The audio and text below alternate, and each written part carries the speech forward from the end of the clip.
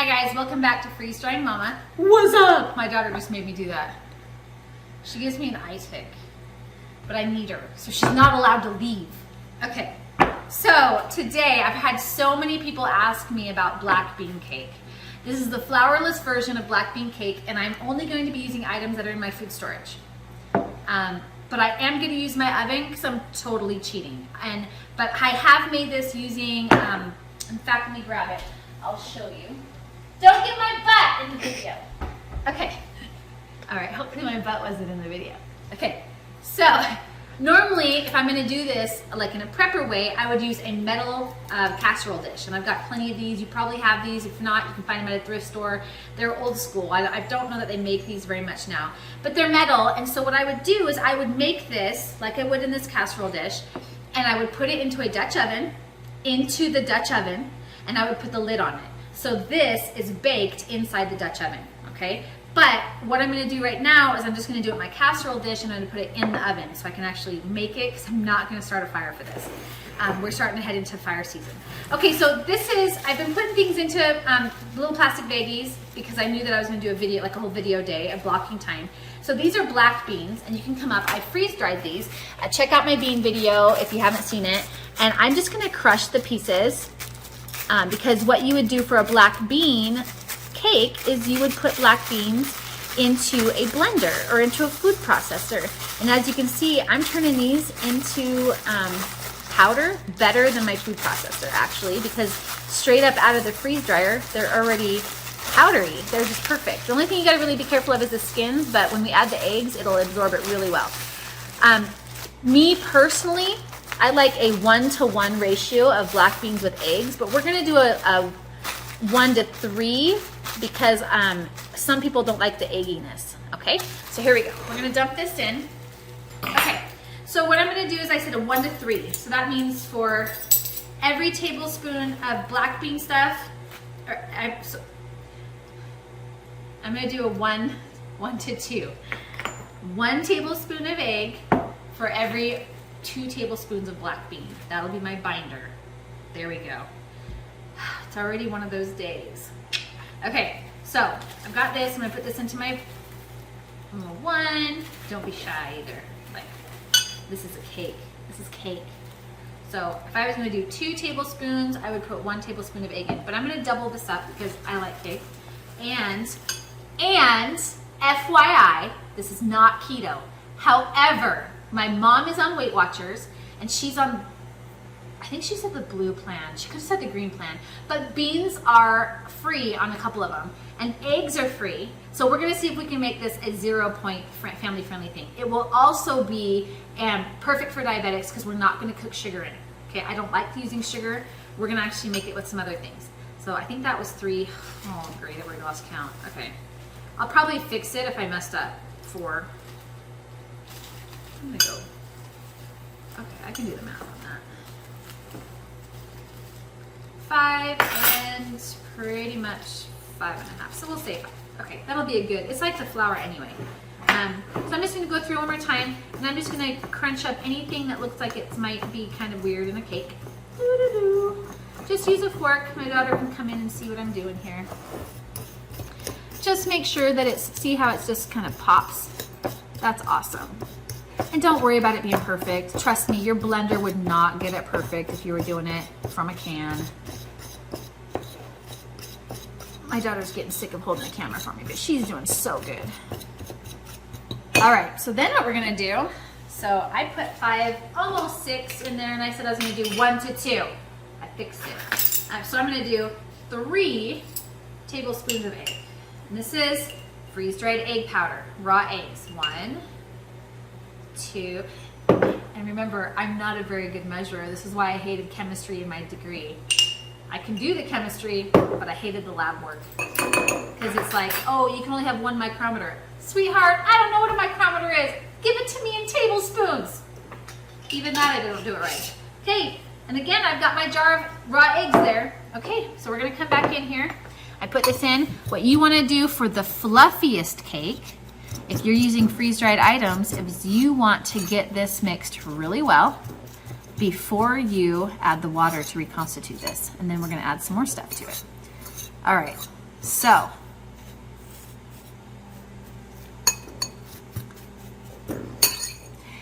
this is supposed to be like a cake mix. So we're gonna slowly add it, okay? This is about a cup. We're gonna slowly add cold water because you have egg in there, and we're gonna slowly add it, and we're gonna let it sit. That wasn't very slow. Remember, speed is subjective. All right, we wanna make sure everything is wet, and it has to be like a cakey, because it's gotta cook, right? Like that's literally what we're looking at here. But all of that, so we're gonna let it sit while I get the rest of the stuff ready. Because this is not all we're gonna eat. We're not just gonna eat beans and eggs. Gross. Trust me, the things we add to it will make it so yummy. Promise. Okay, I'm gonna add just a little bit more water because it's not even started completely reconstituting. That was maybe 2 tablespoons. All right. And we're gonna give it some time to reconstitute because I've got eggs in there, that's my binder. I've got the refried beans, which is my flour. All right, we're gonna leave that there. And while we're doing that, I'm going to pull out my monk fruit. This is my sweetener of choice for just about anything. I'm also gonna get my erythritol out, but I'm gonna tell you really quick why I mix erythritol and monk fruit. So monk fruit is like, monk fruit is a natural sweetener, just like stevia, okay? So it has a less of an alcohol-based sugar. It still has alcohol-based sugar, but there's a lot more into it. There's more of a natural carbohydrate base there. Whereas like erythritol is more of a chemical base. And so when you mix those two together, you don't, when you have like a chemical base, like a man-made base, artificial sweetener, combined with a plant-based one, you have less of a chance of having that aftertaste that's so common in either one separate. Now, if I mix stevia and monk fruit, I'm still gonna have that weird aftertaste. It just am, because you haven't really canceled out the, I keep seeing them as the alcohol bases in my head and the chemical formulas, and I'm having a hard time thinking what they're called. Anyways, you'll have the artificial sweetener style and the natural sweetener style, and that will cancel each other out for the bad aftertaste. Let me get my... I'm probably gonna edit it out, but my daughter's taking shots of my bum while I was turning around. Little butthead. Okay, so this has egg on it. I don't want this to go into my thing, so I'm just gonna take that out. And now, I'm going to pretend that we're kind of in a end of the world type of situation. Yes, I am putting this into the oven. Yes, I am gonna be using spray. I would highly recommend that you grease it with butter. But I'm trying to keep it 0 points for Weight Watchers so I can kind of show my mom what I can do. End of the world type situation, and so we're gonna kind of just keep adding and kind of touching and going instead of measuring everything out, okay? So this is about where I want it. I was gonna add some more water, but the consistency is about like a cake dough, okay? Let me get some spray. Okay, so I'm just gonna do a quick spray because I don't feel like dealing with all the grease that I would love to put in it because keto, you know, you can do that. So what we're gonna do is we're gonna do Swerve. This is a granular. It's more of a artificial style. It's not really made from plants. I don't care what anybody says. I've seen the ingredients thing. It's not gonna work. Okay, so most of these things you can find in your food storage. This is in my food storage in case, because I have diabetic grandparents. I do keto. My daughter does keto. So these are things we want to have in our food storage. So I'm gonna add Swerve. I'm gonna do that. So I'm gonna do 2 about this, and then I'm gonna do the same amount of monk fruit. This is because I know how it works. It's sweet. I love it. Monk fruit, like I said, is one of my favorites. I love stevia too, but monk fruit has kind of won my heart. You can kind of see how it's a sweetener. Okay, so that's the reason I did the 4 tablespoons is because I did 3 plus 6. I did 9 tablespoons. So I'm trying to do almost half, but not too much because this is pretty sweet. But I am also going to add cocoa. Now we have tons of cocoa in our food storage because it's really, really, really, really hard to freeze our chocolate. But I do know how to cook with cocoa, so that'll essentially make chocolate. So you want about 1/8 of a cup of cocoa if you're doing this size. And this will make enough for 2 people. Okay, it'll make enough for me. I'm not sharing with anybody. I know that I'm trying to sound like I'm going to share with someone, but I'm not going to share with anybody, even though it's not keto. Oh, wait, I can't eat this. So I'll probably have a bite of it when it's done to kind of tell you how it tastes, and then I'll save some for my mom and give it to her tomorrow. Don't tell her. Okay, and I'm doing a fun little addition to it today because I found these in my organizing thing. I did an organizing video and I talk about it. I don't know if they're still good. I bet they are. No, I'm not gonna use those ones. I'll use these that I just pulled out yesterday. Okay, I'm gonna put some raspberries in it and I'm gonna wait until it's all mixed. So I'm gonna mix it and it's gonna get pretty dark.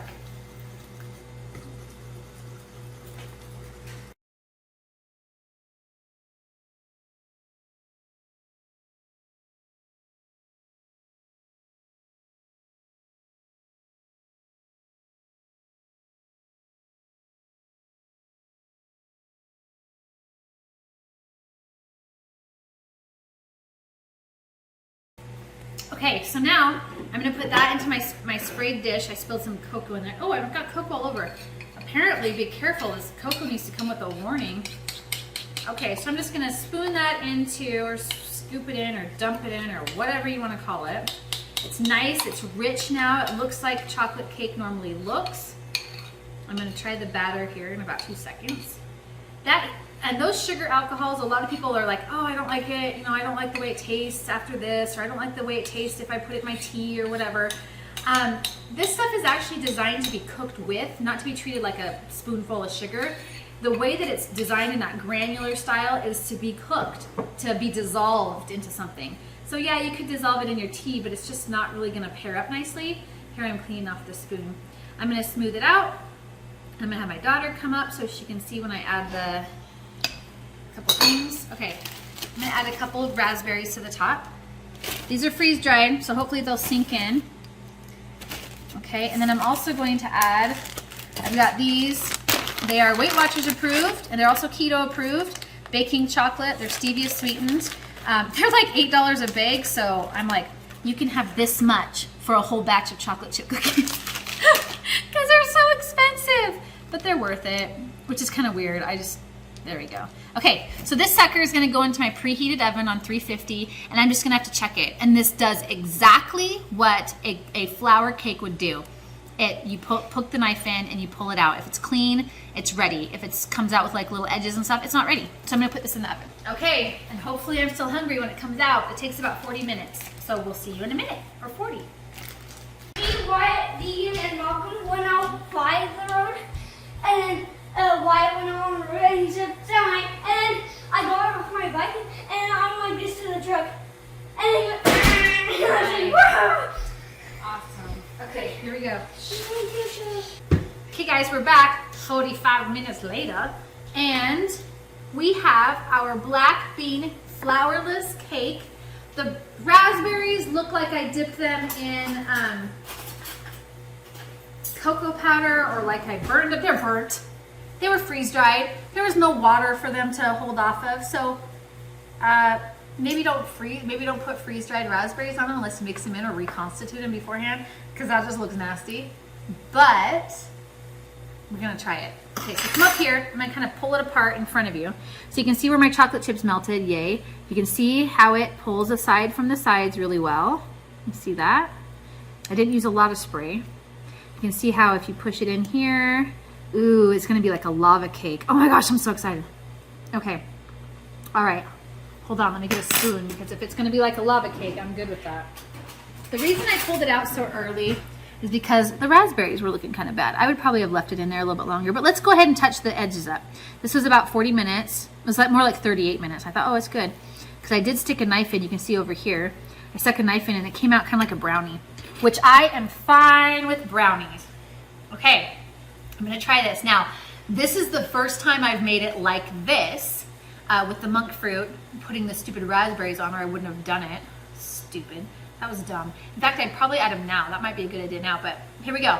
This is using black bean flour, so the refried black beans, using the powdered eggs, using monk fruit, and I use Swerve, okay?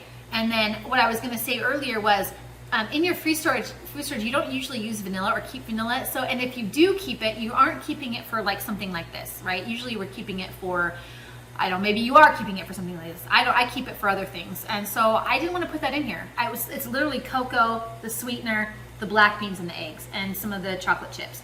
So that's what we have. I was letting this cool off, that's why I was talking. Okay, here we go. Oh my gosh, it's so smooth. Okay, that's literally the smoothest black bean flourless cake I've ever had. I usually make them from the cans and put them in the blender and whatever and add the eggs and stuff. This is hands down the best. I cannot wait to share this with my mom. She's gonna die. It's like 0 points.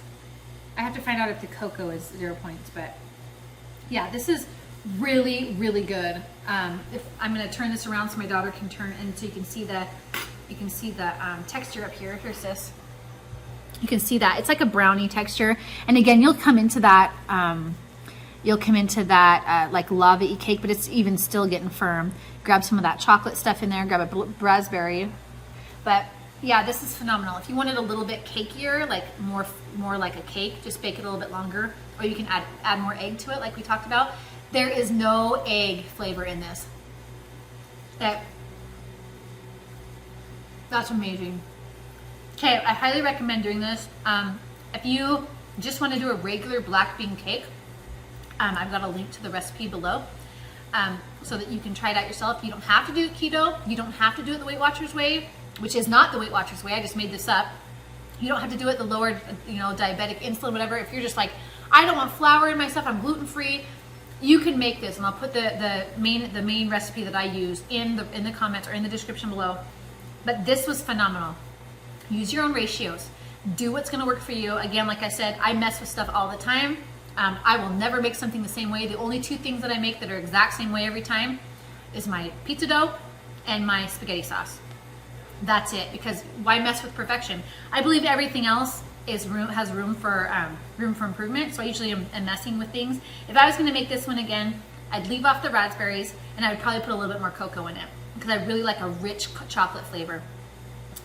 But the ratios were a little off, which is fine. I mean, like I said, I do it a little differently than most people. So you do you, figure out your ratios. You can do an entire cake with your black bean mix. Just remember, it's going to be the same amount of water that you put of the stuff in there. You're gonna add the same amount of water. So it's a 1:1, so you can constitute it that way. You don't want it any runnier because it will never bake up. So I'm gonna see if I can somehow fit this into my keto today, which I know I can't, but I still might try a couple bites, save some for my mom to try. And I hope that you get a chance to try something fun like this with your freeze-dried contents, because why only put away wheat and broccoli and the boring stuff when the end of the world's gonna need some kind of a comfort food? This is definitely a comfort food. I can see people eating this, and what a great way to put chocolate away. Okay guys, hit subscribe if you liked the video. If you didn't like the video, again, hit subscribe anyway, because why not? It's fun. It's fun subscribing. Hit notifications and you'll get my next video. And I love hearing from you guys. Put it in your comments, or put your comments in. I try really hard to make sure I answer every comment. You guys make this so much fun. Thank you so much for just being there with me and doing this journey with me. It's just great. Thank you so much, and I am freeze drying mama out.